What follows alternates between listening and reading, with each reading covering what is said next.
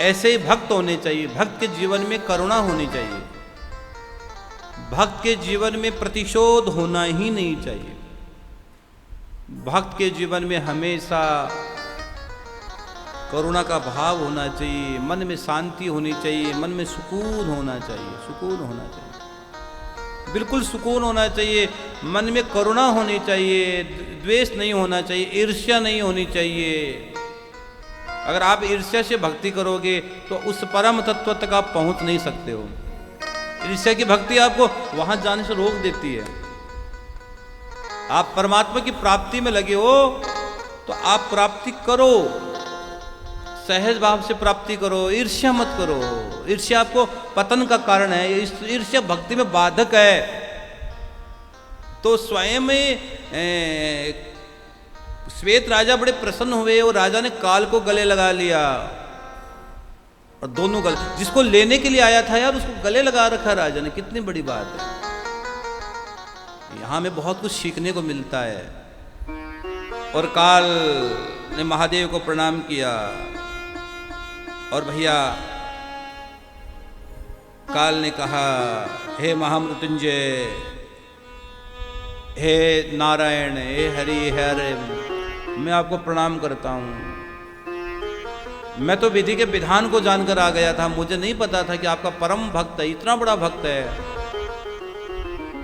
और भैया तुम्हारी ये डोर है, तुम्हें तो आपने मुझे जो जिम्मेदारी दी थी उस जिम्मेदारी को मैं निभा रहा हूं। तब भगवान, उसी समय काल, यमराज, यम के दूत सब खड़े हैं, सब के सब खड़े हैं। और ये कहा स्वयं काल ने, यमराज ने अपने दूतों से कि भाई जिसके मस्तक पर त्रिपुंड हो,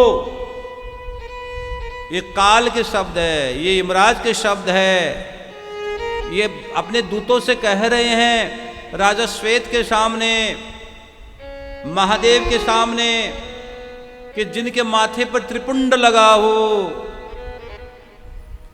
गले में तुलसी की माला हो, माथे पर तिलक हो, हाथ में कलावा हो, मस्तक पर जटा हो और गले में रुद्राक्ष पड़ा हो, उस आदमी को, उस जीव को कभी मेरे पास लेकर मत आना। ये काल स्वयं कह रहे हैं महाकाल के सामने। जिसके गले में रुद्राक्ष पड़ा हो, जिनके गले में कंठी माला हो, जिस गले में तुलसी की माला हो, और जिनके गले में नारायण नाम हो, हाँ, और माथे पर त्रिपुंड और तिलक हो, उसको कभी लेके मत आना मेरे पास। तो कहाँ लेकर आना है उसको भैया? सीधे भगवान नारायण के धाम पर, भगवान शिव के धाम पर पहुंचा देना। कितना भी पापी, भैया देखो ये लीला है, ये है भगवान की कृपा और ये भगवान की करुणा है। मेरे हाथ जोड़ के विनती है, गले में रुद्राक्ष रखना, गले में रुद्राक्ष धारण करके रखना, माथे पर तिलक रखना, त्रिपुंड लगा के रखना, तिलक रखना। कई लोग सोते समय रुद्राक्ष निकाल देते, कई लोग सोते समय त्रिपुंड को मिटा देते, माथे पर तिलक मिटा देते हैं। और भैया मृत्यु कभी भी आ सकती है, मृत्यु का कोई समय नहीं होता। जैसे सांसों की लड़ी खत्म होगी, मृत्यु आ जाएगी, और मृत्यु जब आएगी तो भैया हिला के रख देगी। अगर आपके माथे पर त्रिपुंड लगा हो, तिलक हो, रुद्राक्ष हो, तो मृत्यु तो आएगी, काल तो आएगा, वो छोड़ेगा नहीं, लेके तो जाएगा, लेकिन आपको वो गलत जगह नहीं लेके जाएगा। वो आपको भगवान नारायण के दूत आएंगे, भगवान हरि के, भगवान शिव के पार्षद आएंगे, वो आपको अपने धाम में लेकर चले जाएंगे। अगर आप शिव की उपासना करते हो तो शिव के पास, नारायण की उपासना करते हो तो नारायण के पास, जिसकी उपासना करते हो वहां तक पहुंच जाओगे। इतनी बड़ी मैं गहरी बात कह रहा हूं आपको। इसलिए आप अपने गले में चीज धारण करके रखा करो। इसीलिए तो हमने एक बात बोली है, इसलिए तो हमने एक बात बोली कि भाई हम खाटू श्याम जी से आपको रुद्राक्ष भिजवा रहे हैं, इसलिए तो हमने बात बोली। क्या महिमा नहीं जानते हैं? हमने कहा कि बाबा श्याम के दरबार से रुद्राक्ष आपको मिलेंगे। बाबा श्याम के दरबार से विभूति आएगी श्याम बाबा की, जो अमृत से भी महंगी है। श्याम बाबा के दरबार से इत्र आएगा जो आपको तिजोरी में रखना है। श्याम बाबा के दरबार से शमी पत्र आएगा लक्ष्मी के लिए, घर की शुद्धि के लिए, घर में सुख शांति के लिए। उस शमी पत्र आपके घर में आएगा और कौड़ी भी आएगी, तो शिव पर चढ़ाकर कच्चे दूध में आनंद लो यार। तो महाराज जी ये कब आएंगे? अगर आपके घर में कोई समस्या चल रही हो, पितरों का दोष चल रहा हो, कुंडली में कोई समस्या चल रही हो, बच्चों के विवाह नहीं हो रहे हो, पति पत्नी की आपस में कम बन रही हो, घर में बीमारी बहुत ज्यादा आ गई हो।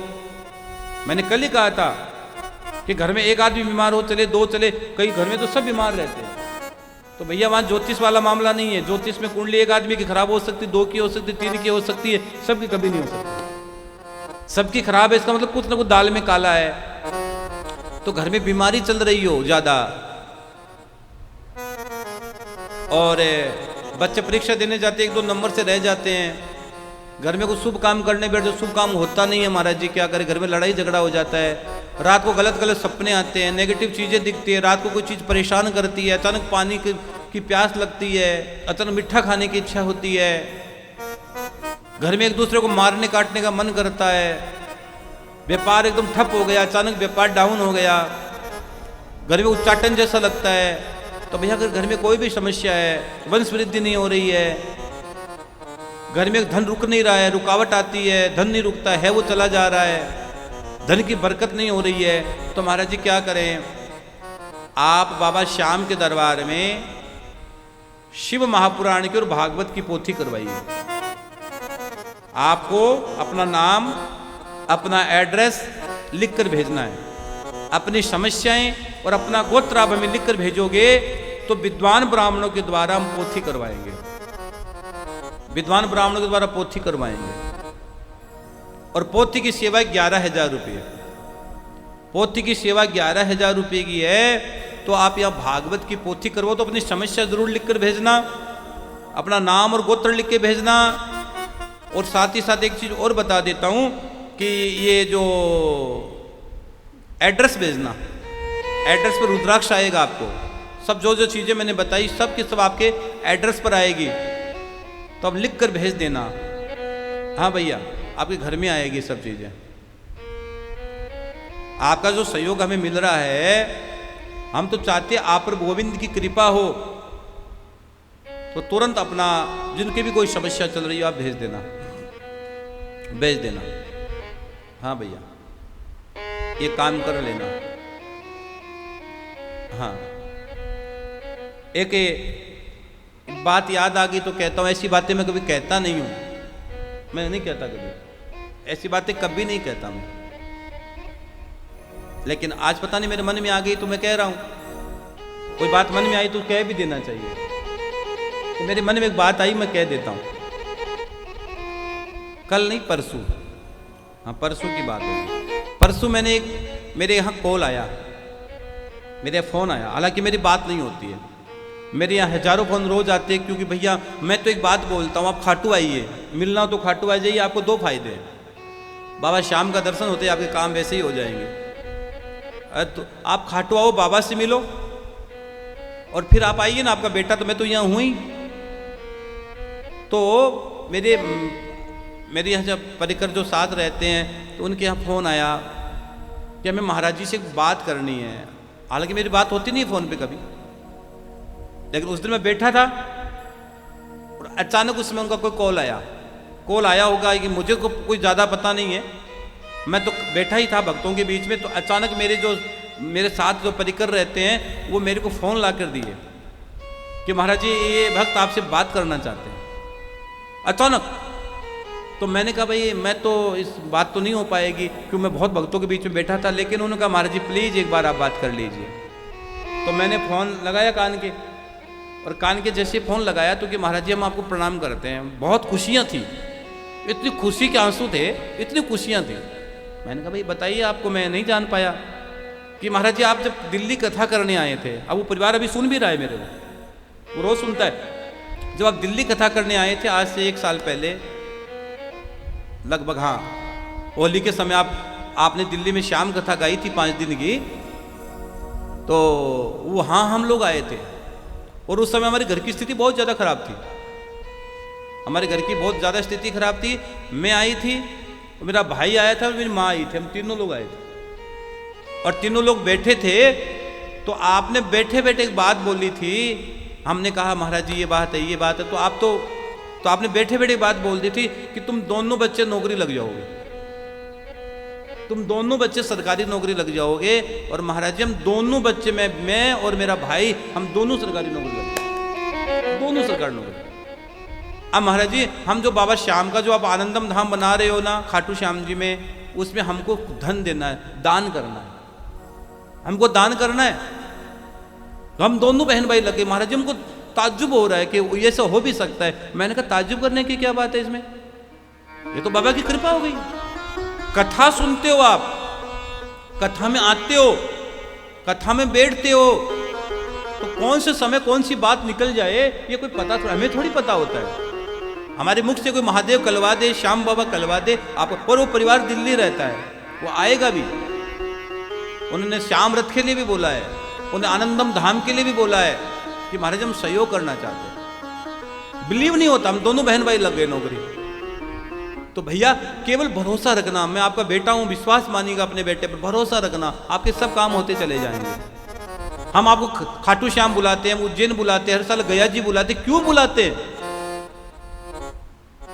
इसलिए बुलाते कि आप लोगों का कष्ट कटे, आपकी जो बाधाएं वो दूर हो, आपके जीवन में कोई समस्या आ रही वो दूर हो। हम थोड़ी करेंगे समस्या दूर, करेंगे तो महादेव, करेंगे तो श्याम बाबा, करेंगे तो आपके पितर, हम थोड़ी करेंगे, लेकिन हम प्रयास करेंगे, आपको रास्ता बताएंगे, आपको रास्ता बताएंगे। और जिस घर में, सुन लो, जिस घर में पितरों की कृपा होती है, पितर मेरे घर के देवता मेरे भगवान, जिस घर में पितरों की कृपा होती है भैया वो घर घर नहीं, तो स्वर्ग का मंदिर होता है। और अचानक पानी पीने लगी, सामने एक शेर आ गया, डर के मारे उन्हें छलांग लगा दी, वो मर गई, उसका गर्भ बाहर आ गया। राजा को दया आ गई, राजा छोटे से बच्चे को अपने आश्रम में लेकर आ गया और राजा हर समय हिरण के बच्चे में आसक्त हो गया। और इतना आसक्त राजा हो गया, इतना आसक्त राजा हो गया कि राजा धीरे धीरे राजा की साधना, भगवान का भजन छूटता चला गया। जब आप संसार में रम जाते हो, संसार में फंस जाते हो, तो संसार का भजन छूटता है, आपका मन संसार में अटक जाता है, अच्छी अच्छी बातें छूटती चली जाती है। और राजा को एक दिन हिरण का बच्चा भी छोड़कर चला गया। राजा हिरण को याद करते करते प्राणों को त्याग देता है, उसकी याद में प्राण निकल जाते हैं और अगले जन्म में राजा हिरण बन जाता है। अब राजा को पता लगा मेरी जिंदगी बहुत बड़ी गलती कर दी, मैं एक हिरण के बच्चे में रम गया था, अगले जन्म मुझे हिरण बनना पड़ा। उसने कहा अब आगे गलती नहीं होगी, अगला जन्म जड़ भरत के रूप में हुआ। हाँ, राजा रघुगण को उन्होंने तत्व का उपदेश दिया। तो भैया जीवन में कोई भी गलती हो, अंतिम समय में जैसी मति होगी वैसी गति हो जाएगी। भीष्म पितामह ने कहा ना, इतना तो करना स्वामी, जब प्राण तन से निकले, मेरा प्राण तेरा नाम लेके निकले, ये मेरे शरीर के जो प्राण निकले, शरीर की जो दिव्यता निकले, मेरी आत्मा जब निकले तो तेरा नाम निकले और नाम लेकर सीधे तेरे चरणों में आ जाए। उस वक्त जल्दी आना, नहीं श्याम भूल जाना, अकेले मत आना, राधा को भी लेके आना। हे महाकाल, हे देवादिदेव, हे महादेव, तेरी शरण में ले लेना बाबा, भटकना ना पड़े, इसे मरने के बाद झंझट में नहीं जाऊं, आत्मा की मुक्ति हो जाए। शरीर का समय तो संसार यही खत्म हो जाता है, आगे की यात्रा तो आत्माओं को करनी पड़ती है। और आत्मा की गति और आत्मा की दुर्गति का संबंध यहां बताया गया है, गति बिगड़ जाती है। तो ऐसा प्रयास करो भगवान, हे ठाकुर जी मेरे प्राण निकले तो आराम से निकले, मस्ती से निकले, और उस समय तू सामने हो। उस समय हे बंसी वाले हे नारायण, उस समय तू मेरे सामने हो, मैं ये चाहता हूं। हे भूत भावन, हे पतित पावन, हे महादेव, हे काशी के विश्वनाथ, तू मेरे सामने हो, मेरे प्राण निकल जाए। भगवान से ये प्रार्थना है। उस समय जल्दी आना, नहीं श्याम भूल जाना। प्राण निकला और वो सीधे भगवान शिव के धाम में चली गई, केवल शिव कथा सुनकर। और शिव के धाम में पहुंची और जब भगवान शिव को देखा, मां पार्वती को देखा, आनंद में डूब गई वो। कैसे शिव, कैसे मां पार्वती, ये धन्य हो गई आंखें उनकी केवल एक बार शिव कथा सुनने से। और भगवान ने उनको आशीर्वाद दिया, वरदान दिया। और सुनो, शिव कथा का प्रभाव इतना बड़ा, उन्होंने भगवान शिव को देखा और उनकी आंखों में आंसू बहने लगे। धन्य है उस ब्राह्मण, धन्य वो ब्राह्मण जिसने मुझे शिव महापुराण की कथा सुनाई। आज उस ब्राह्मण के लिए कहती है चंचुला, धन्य हो ब्राह्मण, धन्य वो गोकर्ण तीर्थ जहां पर मैंने कथा सुनी। अगर वो ब्राह्मण मुझे उस दिन शिवालय में शिव कथा नहीं सुनाते तो आज मुझे शिव का दर्शन नहीं होता, आज मुझे महादेव का दर्शन नहीं होता, और महादेव का नहीं, मुझे मां पार्वती का दर्शन नहीं होता, मुझे आद्य शक्ति का दर्शन नहीं होता। वो ब्राह्मण को याद कर रही है। जहां से जीवन में कुछ मिले भैया उसको कभी भूलना मत। हाँ, लोग भूल जाते हैं। एक छोटी सी एक लड़की थी, कन्या, एक लड़की थी, उसकी सगाई हुई। सगाई हुई तो उसके जो पति ने एक नथनी दी, होने वाले पति ने नथनी दी। तो अपनी सहेलियों से कहती, सुनो, उन्होंने मुझे नथनी दी, उन्होंने मुझे नथनी दी, सारे दिन नथनी उन्होंने दिया मेरे को, तुझे पता है। और उसी समय उधर से कबीर जी निकले और कबीर जी ने एक दोहा गा दिया कि नथनी दीनी यार ने जाकी चर्चा इतनी हो, नाक दीनी करतार ने जाको दियो बिसरा। अगर नाक नहीं होता तो नथनी कहां पहनती है, और नाक दिया किसने? उस गोविंद ने दिया है। तो एक बार भगवान को भी शुक्रिया अदा कर दे बावली। हाँ, नथनी तभी तो पहने ही है जब नाक है तेरे पास। नाक दिया किसने? उस ब्रह्म ने, उस परमात्मा ने। तो उस हरि को प्रणाम कर। और उसने ब्राह्मण को प्रणाम किया कि सच आपने मुझे कथा सुनाई और मेरी गति सुधर गई। और पर भगवान की कृपा देखिए, उन्होंने, पार्वती ने उनको अपनी सखी बना लिया। चंचुला को मां पार्वती ने अपनी सखी बना लिया। एक दिन मां पार्वती के सामने आंखों में आंसू थे, मां पार्वती का ध्यान कर रही थी, वंदन कर रही थी। मां पार्वती ने कहा, बोलो क्या चाहती हो? कि मैं कुछ नहीं चाहती हूं, मेरी एक इच्छा है। तो मां पार्वती ने कहा, बोलो, मैं तेरी सेवा से बहुत खुश हूं, अगर मेरी सखी बन गई है तो मैं तेरी सेवा से बहुत खुश हूं, बोल क्या चाहती हो? कि मैं ये चाहती हूं कि मेरा जो पति है बिंदु के, वो कहां है और उसकी गति कहां है? वो पापी था, वो बेविचारी था, वो कुकर्मी था। मेरे पति की गति कैसी हुई? इस समय मेरा पति कहां है, ये बताइए। अच्छी जगह तो नहीं है, वो पापी है, गलत काम करता था, उसकी मुक्ति तो नहीं हुई होगी। तब मां पार्वती ने कहा, सुनो चंचुला, तेरा पति पिशाच बनकर घूम रहा है, तेरा पति पिशाच बनकर घूम रहा है विंध्य पर्वत पर। हाँ, तेरा पति पिशाच बनकर वो विंध्य पर्वत पर घूम रहा है। वो बाएं हाथ से खाता है, दिनों को सताता है, क्रूरतापूर्वक पराये लोगों के घरों में आग लगा देता है। तेरा पति था ना वो बिंदु का ना, वो इस समय प्रेत पिशाच है, वो पिशाच बनकर घूम रहा है। चंचुला ने हाथ जोड़कर कहा, ए मां, हे आद्य शक्ति, त्रिपुर सुंदरी, हे जगदम्बा, हे राज राजेश्वरी, एक काम करो, क्या? मेरे पति की मुक्ति करो। ए मां, अगर आप मेरे से प्रसन्न हो, मेरी भक्ति से प्रसन्न हो, आपने मुझे वरदान देने के लिए कहा है, मैं वरदान मांगती हूं, आप मुझे वरदान दे रही हो, मैं ले रही हूं, मेरे पति की मुक्ति कर दो। मेरा पति कैसा भी था, मेरे पति की मुक्ति करो। कैसा भी था, मेरा पति था वो। माँ ने कहा तेरे पति की मुक्ति हो सकती है, लेकिन तेरे पति को शिव महापुराण की कथा सुननी पड़ेगी, तेरे पति को शिव महापुराण की कथा सुननी पड़ेगी। उन्होंने कहा मैं जरूर, लेकिन पिशाच को कौन कथा सुनाए? पिशाच को कोई कथा थोड़ी सुना सकता है। जैसे धुंधुकारी की मुक्ति भागवत कथा सुन के हुई, तो धुंधुकारी कहां कर बैठा? प्रेत योनि में था। वो कहां कर बैठा? एक बांस था, बांस के अंदर आकर बैठ गया। और भागवत की कथा पहले दिन पूरी, बांस की पहली ग्रंथि फटी, दूसरे दिन की दूसरी ग्रंथि फटी, तीसरे दिन की तीसरी ग्रंथि फटी, चौथे दिन चौथी ग्रंथि फटी, पांचवें दिन पांचवी ग्रंथि फटी, और छठे दिन छठवीं ग्रंथि, और सातवें दिन सातवीं ग्रंथि फटती। वो प्रेत कहता है धन्य भागवती वार्ता प्रेत पीड़ा विनाशिनी। धन्य भागवत जिसने एक प्रेत की पीड़ा को भी शांत कर दिया। प्रेत पीड़ा विनाशिनी, एक प्रेत की पीड़ा को शांत कर दिया। ऐसी भागवत है। पितरों की मुक्ति के लिए भैया भागवत से बेटर कुछ नहीं है। मैं बार बार कहता हूं, पूजा में दोष हो सकता है, आरती से पूरी होती है पूजा। कथा अगर मिल जाए आपको भागवत की तो मुक्ति निश्चित है। ये पापियों को पाप से तारती भागवत भगवान की आरती, अमर ग्रंथि मुक्ति पंथी पंचम वेद निराला। भागवत तो पंचम वेद है।